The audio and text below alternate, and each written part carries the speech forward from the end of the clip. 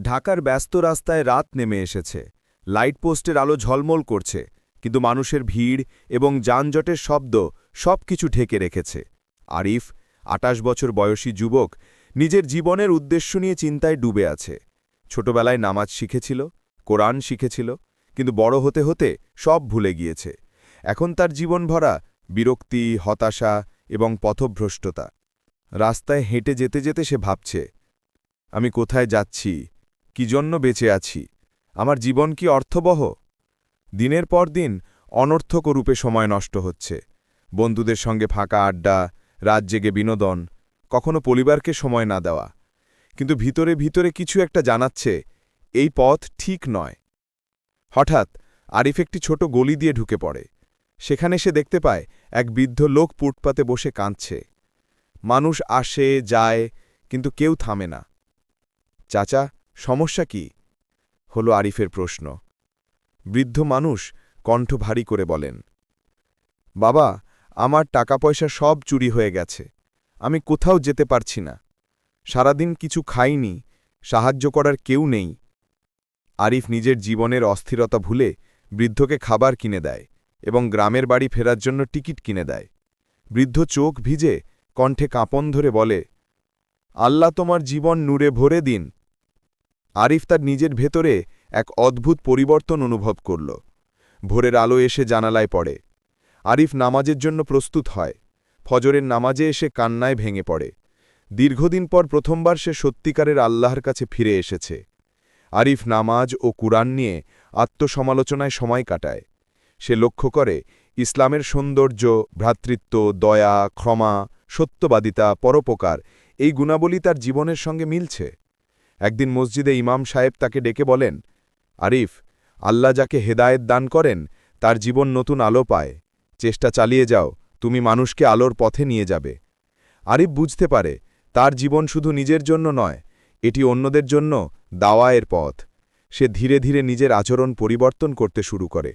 আরিফ মসজিদে নামাজের সঙ্গে সঙ্গে দরিদ্রদের জন্য খাবার বিতরণ করে, বৃদ্ধদের ওষুধ দেয়, স্কুলের শিশুদের বই খাতা বিতরণ করে। এক বৃদ্ধা এসে বলে, বাবারা, তোমরা না থাকলে আমরা বাঁচতাম কিভাবে? আল্লাহ তোমাদের সুখ দিক। আরিফ উপলব্ধি করে মানুষের জন্য দয়া এবং সাহায্য ইসলামের সবচেয়ে বড় শক্তি। একদিন সে তার পুরনো বন্ধু শামীমের সঙ্গে দেখা করে। শামীম হলে, চয় আগের মতো আড্ডা দি। আরিফ শান্তভাবে উত্তর দেয়, আমি আর ভুল পথে যাব না বন্ধু, তুমি চাইলে ভালো কাজে আমার সঙ্গে থাকতে পারো। বন্ধু হেসে চলে যায়, কিন্তু আরিফ স্থির থাকে। আল্লাহর পথে হাঁটা তার শান্তি এবং দৃঢ়তা দেয়। একদিন শামীম, যে আগে বিপদগ্রামী ছিল, সাহায্য চায়।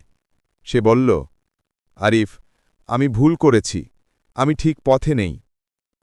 আরিফ জানে ইসলামে ক্ষমার গুরুত্ব। সে শান্তভাবে উত্তর দেয়, আল্লাহ মানুষকে বদলে দেন যদি তারা সত্যি চেষ্টা করে। আরিফ শামীমকে দাওয়া শেখায়, নামাজের নিয়ম বোঝায় এবং কুরআনের কিছু আয়াত শেখায়। শামীম কান্না ধরে বলল, তুই কিভাবে এত ধৈর্যশীল হতে পারলি? আরিফ হেসে উত্তর দেয়, আল্লাহর সাহায্য ছাড়া কিছুই সম্ভব নয়, আমরা শুধু আল্লাহর হাত হিসেবে কাজ করি। এই অধ্যায়ে বোঝানো হয়েছে ক্ষমা ও নৈতিকতা কেবল কথায় নয়, কাজেও প্রকাশিত হয়। আরিফ প্রতিদিন কোরআন পড়ে, নিজের ভুল খুঁজে সংশোধন করে। তার ছোট ভাই রাফিও নামাজ শুরু করে। পরিবারের ভিতরে শান্তি ফিরে আসে। আরিফ মসজিদের সঙ্গে দরিদ্রদের সাহায্য করে, সমাজের মানুষের পাশে দাঁড়ায়। একজন বৃদ্ধা এসে তাকে ধন্যবাদ দিয়ে বলেন, বাবা, আল্লাহ তোমাকে আশীর্বাদ করুন, তুমি আমাদের জীবনে আলোর মতো। আরিফ উপলব্ধি করে মানুষের জন্য সাহায্য করায় প্রকৃত ইবাদত। পুরনো দলের কিছু লোক হুমকি দেয়। তারা চায় আরিফ আবার বিপদগামী হয়ে পড়ুক। একদিন তারা আসে এবং বলে, তুমি কি ভেবেছ আল্লাহর পথে থাকা সহজ? আরিফ শান্ত থাকে। সে উত্তর দেয়, আল্লাহই আমার রক্ষক, আমি সত্যের পথে হাঁটছি, তাই ভয় নেই। এরপরেও হুমকি দেওয়া বন্ধ না হলে আরিফ আরও দৃঢ় হয়। সে জানে আল্লাহর উপর সম্পূর্ণ ভরসা মানুষকে অদম্য করে। এই অধ্যায়ে গল্পের মূল শিক্ষা হল, পরীক্ষা এবং বিপদ মানুষের বিশ্বাসকে শক্তিশালী করে এবং নৈতিকতা ও আধ্যাত্মিকতা বজায় রাখার জন্য আল্লাহর উপর ভরসা অনিবার্য। আরিফের জীবন কেবল নিজের জন্য নয়, সমাজের জন্য আলোকবর্তিকা হয়ে ওঠে। তার আচরণ, চরিত্র এবং নৈতিকতা অন্যদের অনুপ্রাণিত করে। একদিন আরিফ রাস্তায় এক দরিদ্র মা ও শিশুকে সাহায্য করে। মা কেঁদে বলে, আপনি না থাকলে আমার কি হতো? আরিফ জানতে চায়, আপনি ঠিক আছেন তো? আল্লাহর সাহায্য পাবেন।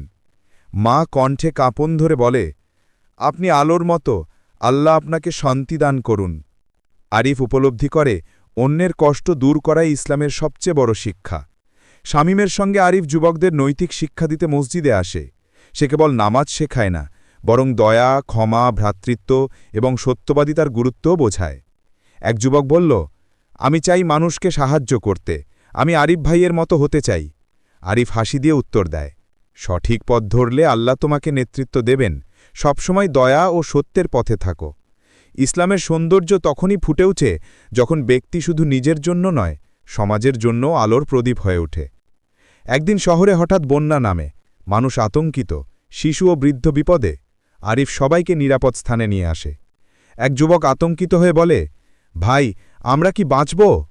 আরিফ শান্তভাবে উত্তর দেয়, আল্লাহ আমাদের রক্ষা করবেন, শুধু বিশ্বাস রাখো এবং পরিশ্রম করো। এই অধ্যায়ে বোঝানো হয়েছে বিপদের সময় স্থিরতা এবং আল্লাহর প্রতি সম্পূর্ণ ভরসা অনিবার্য। আরিফের জীবন পুরোপুরি আলোকিত হয়, তার পরিবার শান্ত, বন্ধুদের মধ্যে পরিবর্তন ঘটে, সমাজের দরিদ্ররা তার সাহায্য পায়। এক রাতে নামাজ শেষে আরিফের মনে হয়, হে আল্লাহ, আমাকে ব্যবহার করো যেন আমি অন্যদের জীবনেও আলো ছড়াতে পারি। এই গল্পের অংশে বোঝানো হয়েছে ইসলামের শিক্ষা কেবল আধ্যাত্মিক নয়, বাস্তব জীবনের প্রতিটি ক্ষেত্রে আলোর পথ দেখায়। আরিফ উপলব্ধি করে নেতৃত্ব কেবল ক্ষমতা নয়, দয়া এবং দায়িত্বের মধ্যে দিয়ে আসে। মসজিদে ইমাম তাকে ডেকে বলেন, আরিফ, তুমি অন্যদের জন্য আলোর পথ দেখাচ্ছ। ইসলামের নৈতিকতা শুধু নিজের জন্য নয়, অন্যদেরও অনুপ্রাণিত করে। আরিফ বুঝতে পারে একজন মুসলমানের জীবনে নৈতিকতা সবচেয়ে বড় শক্তি। শামীম, যে আগে বিপদগামী ছিল, এখন আরিফের সঙ্গে কাজ করছে। সে শহরের যুবকদের দাওয়া ও নৈতিক শিক্ষা দেয়। এক যুবক বলল, আপনি যদি না আসতেন আমি হয়তো এখনও ভুল পথে থাকতাম। আরিফ শান্তভাবে বলেন, আল্লাহ চাইলে প্রতিটি মানুষ বদলে যেতে পারে, শুধু চেষ্টা চালিয়ে যাও। ইসলামের সৌন্দর্য তখনই ফুটে ওঠে যখন অন্যদের পরিবর্তনের মাধ্যমে সমাজে প্রতিফলিত হয়। আরিফ উপলব্ধি করে একজন মুসলমানের দায়িত্ব কেবল নিজের জন্য নয়, সমাজের জন্য। সে মসজিদের সঙ্গে দরিদ্রদের জন্য স্বাস্থ্য সচেতনতা ক্যাম্প চালায়। এক মহিলা বললেন, আরিফ, তোমাদের সাহায্য ছাড়া আমরা অনেক সমস্যায় থাকতাম। আরিফ শান্তভাবে উত্তর দেয়, আল্লাহ সবকিছুর উপর প্রভুত্বশালী, আমরা শুধু আল্লাহর হাত হিসেবে কাজ করি। একদিন শহরে ভূকম্পের শঙ্কা দেখা দেয়, মানুষ আতঙ্কিত, অনেক শিশু ও বৃদ্ধ বিপদে। আরিফ সবাইকে শান্ত রাখে, সে মানুষের পাশে দাঁড়ায়। আরিফ যুব সমাজকে শিক্ষিত করতে মসজিদে কুরআন ও নৈতিকতা শেখায়। যুবকরা অনুপ্রাণিত হয়। এক যুবক বলে, আরিফ ভাই, আমি চাই আল্লাহর পথে মানুষের সাহায্য করতে। আরিফ হাসি দিয়ে উত্তর দেয়, সঠিক পথ ধরলে আল্লাহ তোমাকে শক্তি দেবেন, সবসময় দয়া ও সত্যের পথে চলো।